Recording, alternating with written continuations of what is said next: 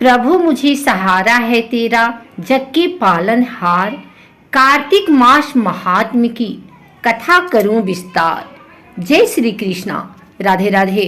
आइए सुनते हैं कार्तिक मास महात्म्य का 5वां अध्याय। राजा पृथु बोले, हे नारद जी, आपने कार्तिक मास में स्नान का फल कहा, अब अन्य मासों में विधि पूर्वक स्नान करने की विधि, नियम और उद्यापन की विधि भी बतलाइए।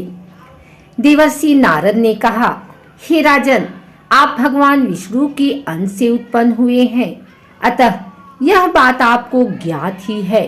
फिर भी आपको यथाचित विधान बतलाता हूँ। अश्विन माह में शुक्ल पक्ष की एकादशी से कार्तिक के व्रत करने चाहिए। ब्रह्म मुहूर्त में उठकर जल का पात्र लेकर गांव से बाहर पूर्व अथवा उत्तर दिशा में जाना चाहिए। उसके बाद जो मनुष्य मुख शुद्धि नहीं करता, उसे किसी भी मंत्र का फल प्राप्त नहीं होता है। अतः दांत और जीभ को पूर्ण रूप से शुद्ध करना चाहिए और निम्नलिखित मंत्र का उच्चारण करते हुए दातुन तोड़नी चाहिए। हे वनस्पते, आप मुझे आयु, कीर्ति, तेज, प्रज्ञा, पशु, संपत्ति, महाज्ञान, बुद्धि और विद्या प्रदान करो। इस प्रकार उच्चारण करके वृक्ष से 12 अंगुल की दातुन ले। दूध वाले वृक्षों से दातुन नहीं लेनी चाहिए। इसी प्रकार कपास, कांटेदार वृक्ष तथा जले हुए वृक्ष से भी दातुन लेना मना है, जिससे उत्तम गंध आती हो और जिसकी टहनी कोमल हो। ऐसे ही वृक्ष से दंत धावन ग्रहण करना चाहिए।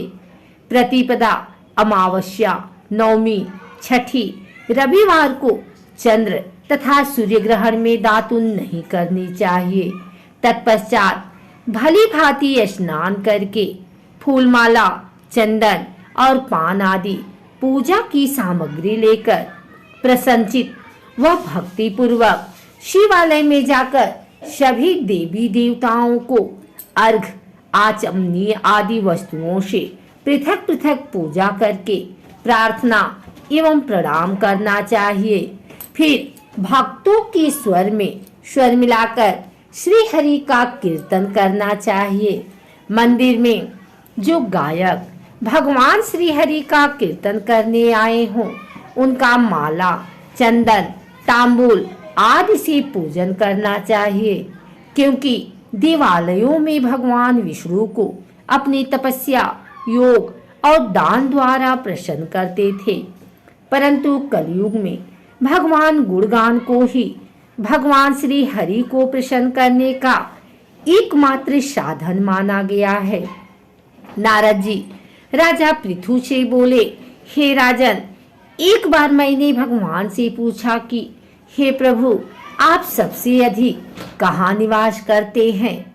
इसका उत्तर देते हुए भगवान ने कहा, हे नारद, मैं वैकुंठ या योगियों के हृदय में ही निवास नहीं करता, अपितु जहाँ मेरे भक्त मेरा कीर्तन करते हैं, मैं कहाँ अवश्य निवास करता हूँ।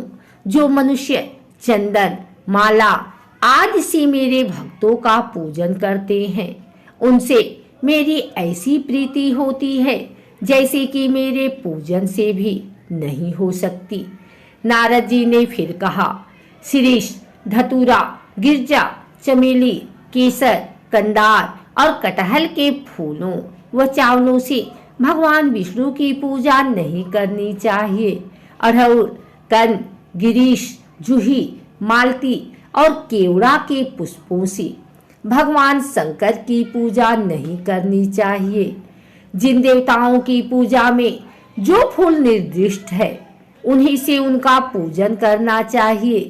पूजन समाप्ति के बाद भगवान से क्षमा प्रार्थना करनी चाहिए, यथा, हे सुरेश्वर, हे देव, न मैं मंत्र जानता हूँ न क्रिया, मैं भक्ति से भी हीन हूँ।